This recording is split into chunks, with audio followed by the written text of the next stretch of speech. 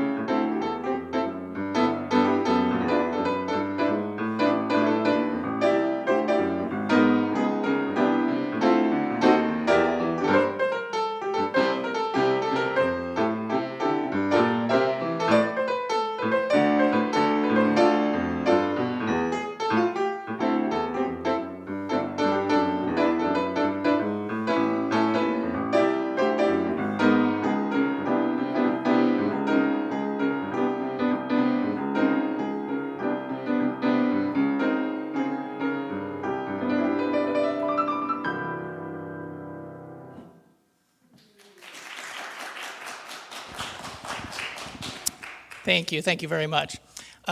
Today I'll be presenting a whole series of pieces in a blues form, all different types of blues. And the next piece I'm about to play is the first example of that. It's kind of an unusual type of blues. It's a blues march. So if you feel yourself stomping around as you listen to this and your feet start moving, that's because it's meant to be kind of marched to. This is called Blues March by Benny Golson.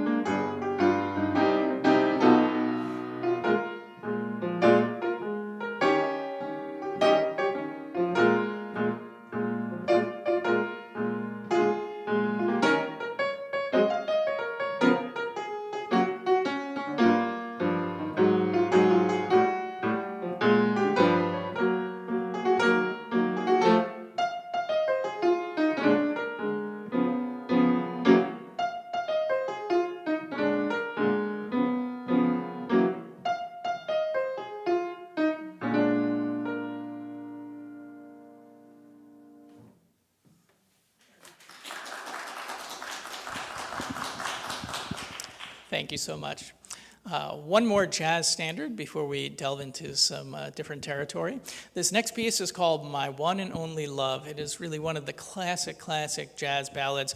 It's been covered so many times by so many different artists, any great jazz singer you can think of, and in pop singers as well. Sting even has his own version of this one. I personally absolutely love the John Coltrane and Johnny Hartman version of this song from the early 60s. But in any case, My One and Only Love, a very tender jazz ballad.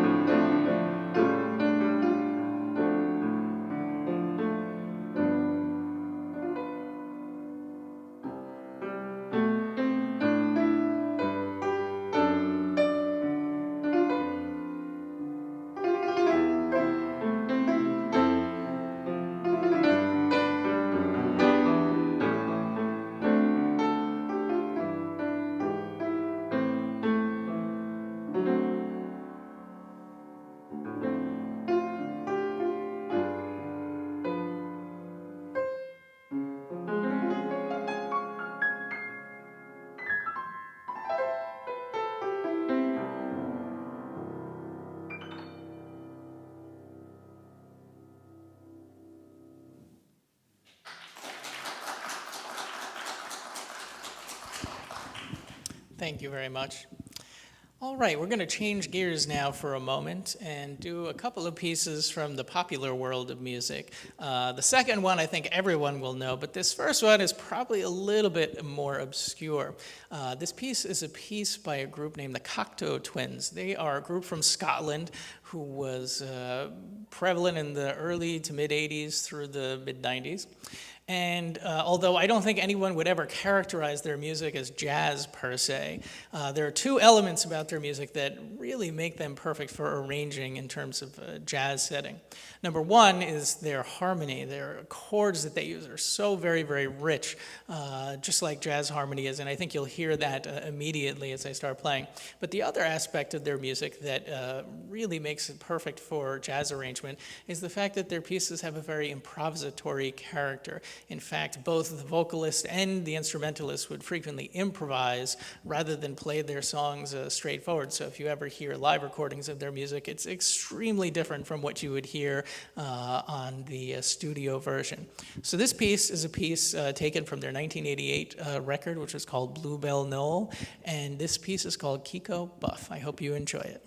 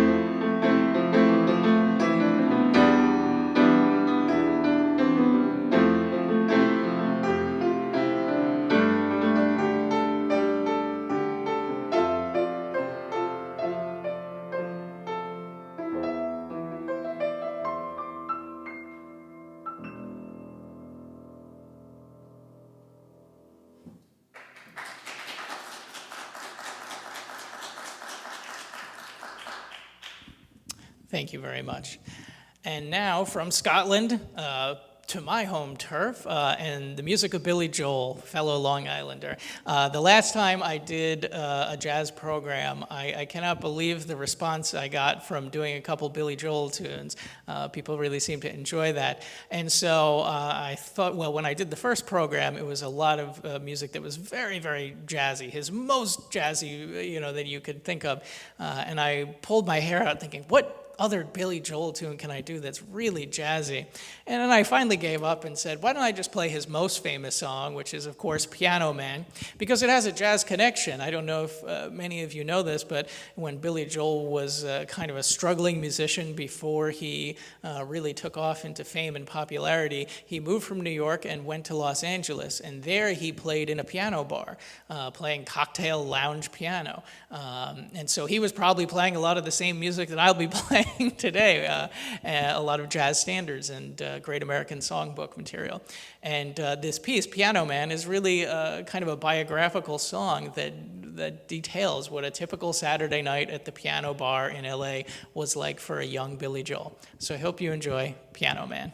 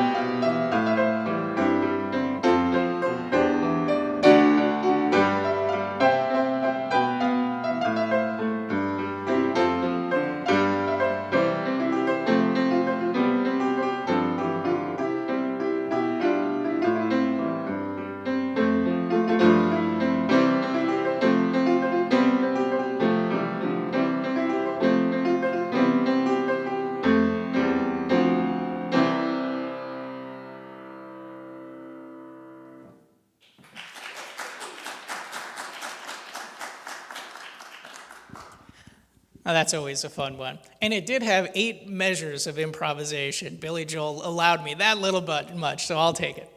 All right, back to the world of jazz. The next piece I'm going to play is the second of the various blues forms that I'm going to share with you today. This piece is a type of blues called a minor blues, which means it's in a minor key. It's a little bit more somber, a little bit more mysterious, actually, this one sounds to me. And it's by a composer named Bill Evans. I'm going to be telling you a little bit more about who Bill Evans is later on in the program, as I have one more piece of his to share with you.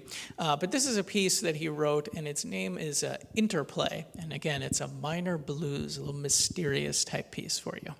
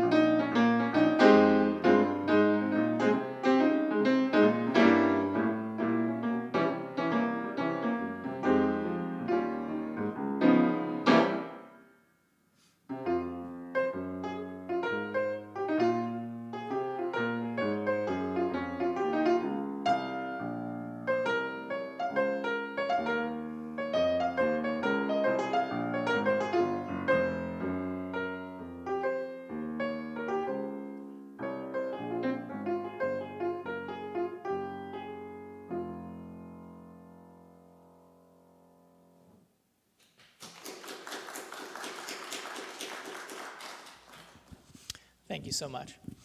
All right. The next piece is by a kind of a pioneering woman composer about a pioneering film director who's also a woman. So a piece written by an amazing woman about an amazing woman. The piece is called Ida Lupino.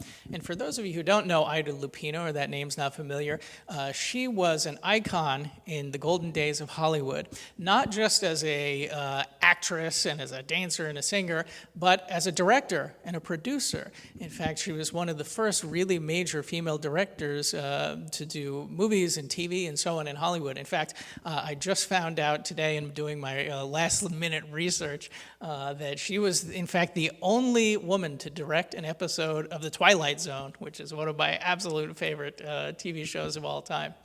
And the piece is written by Carla Bley. Now, when you think of great women of jazz, often the names that come to mind are Ella Fitzgerald, Billie Holiday, Sarah Vaughan, Betty Carter, et cetera, et cetera. all of whom are wonderful musicians, but primarily singers. Not too many composers and not too many band leaders, but that's exactly what Carla Bley was. I shouldn't say that, she's still very much alive.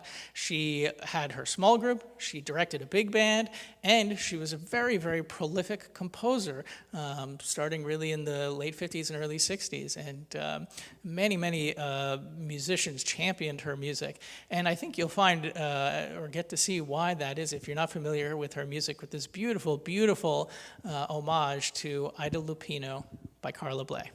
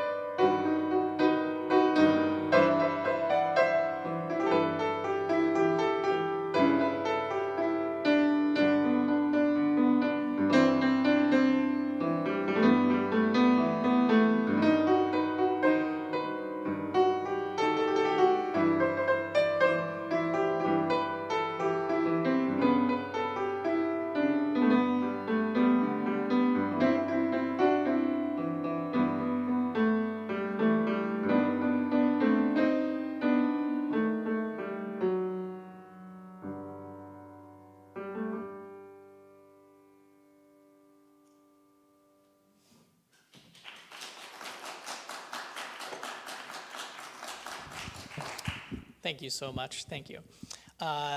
Next up, we're going to hear two compositions in a row by the very famous Brazilian composer Antonio Carlos Jobim. As I was picking tunes and preparing this program, I absolutely fell in love with this Jobim tune called "Look to the Sky," and I just played it over and over again. I was kind of obsessing about this piece, and I said, "Oh, I have to do this for everyone." But just somewhat like the Billy Joel song, I thought to myself, well, people probably don't know this particular song so well, but I bet you they'll know his most famous piece, which is, of course, The Girl from Ipanema. So I figured I'll play them both for you today. The Girl from Ipanema first, then this other piece, Look to the Sky. The Girl from Ipanema is kind of the piece that introduced, at least the United States, to bossa nova music in the early 60s. In fact, the album that came off of, which is called Getz Gilberto, features entirely music by Antonio Carlos Jobim, and it was the very first jazz album to win Album of the Year at the Grammys. It just was the first ever one. So it's quite a special, special piece by a special composer. So I'll play these back to back for you. This is Girl from Ipanema, and then Look to the Sky by Antonio Carlos Jobim.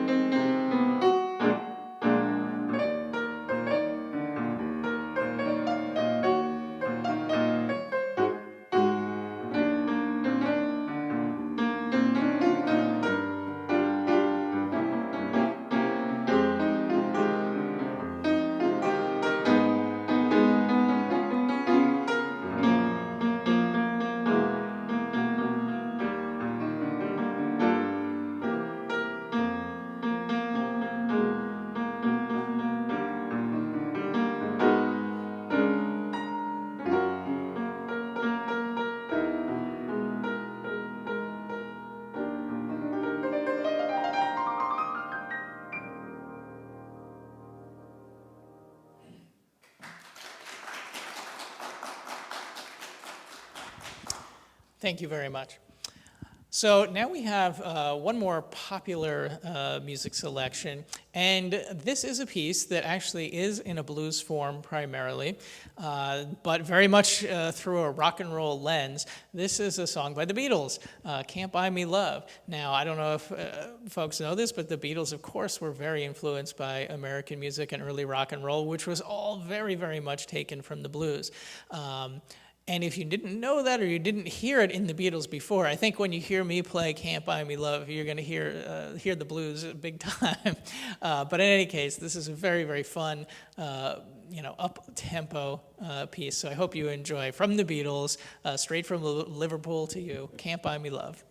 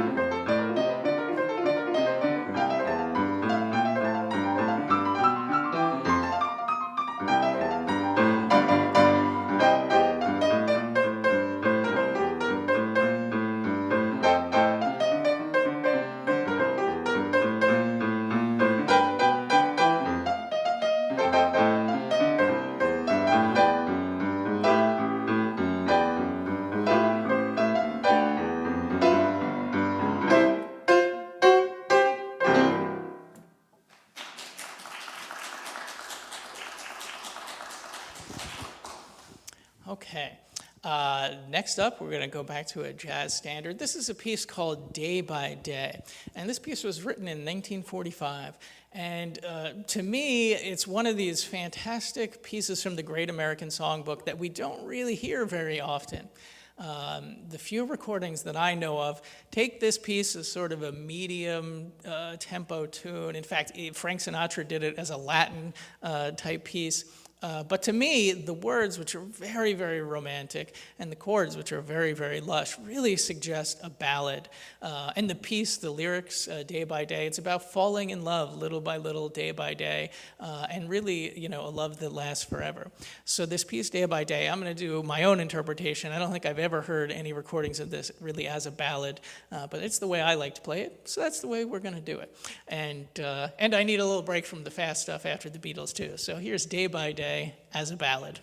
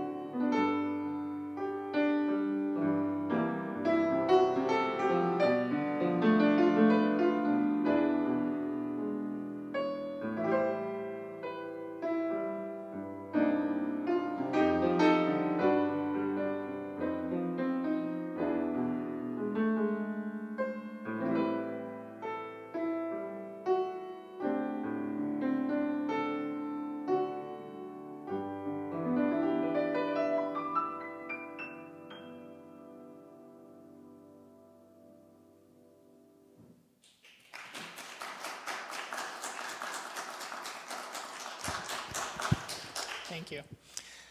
This next piece is a piece by Miles Davis called So What. It's off of one of the truly, truly classic albums of jazz called Kind of Blue. And this piece is kind of interesting in two ways. There's really essentially only two scales that are used throughout the whole piece, so it's very much a vehicle for improvisation.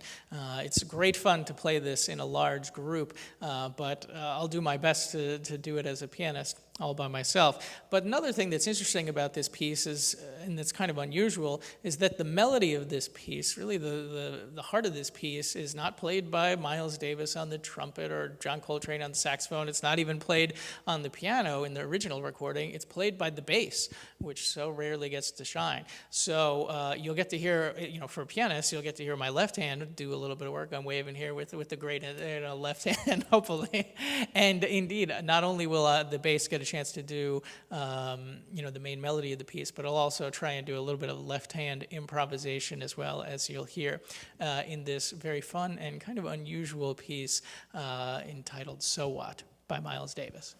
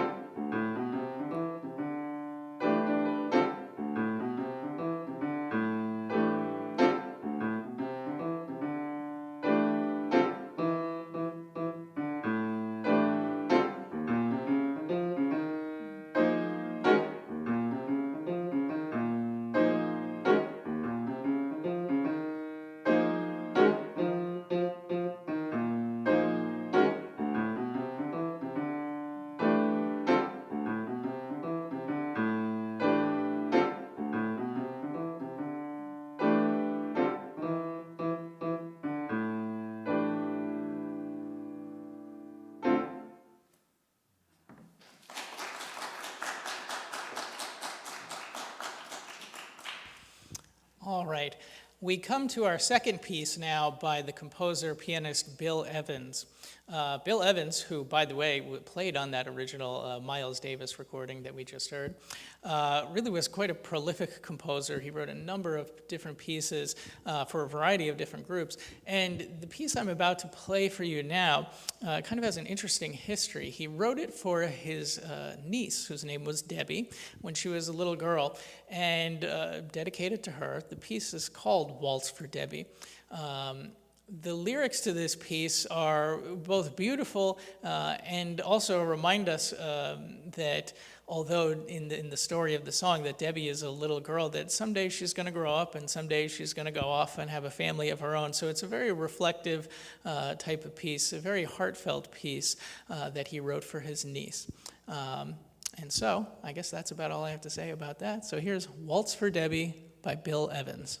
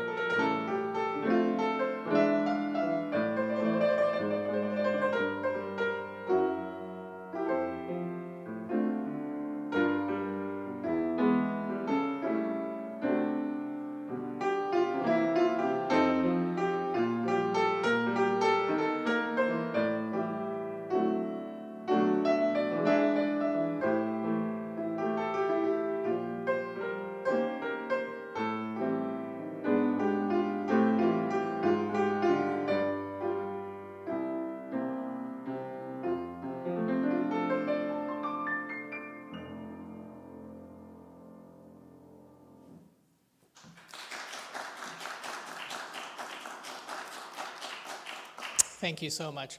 You'll have to forgive me. I didn't write anything down, and I'm not using cue cards. So when I was telling you about that piece, I thought there's something else I'm forgetting to tell them, and that is the beautiful version of Waltz for Debbie with Tony Bennett. Bill Evans and Tony Bennett. If you haven't had a chance to listen to that album, please do. It'll be worth your while, and the version of Waltz for Debbie on that recording is fantastic.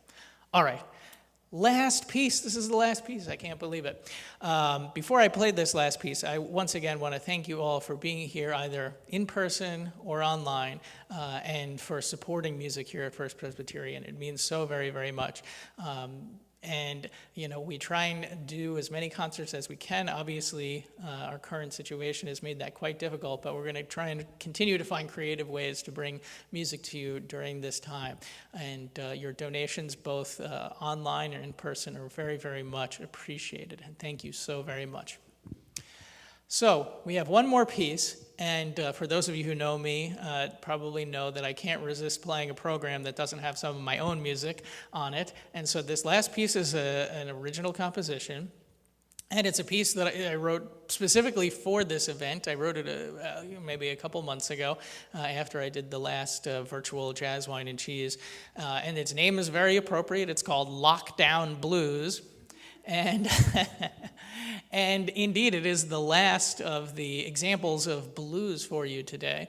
Now, this particular type of blues really is rooted in the bop tradition. For those of you who don't know bop, classic examples would be that of Charlie Parker or Dizzy Gillespie, those sort of jazz composers who were really revolutionizing jazz in small group form in the 1950s.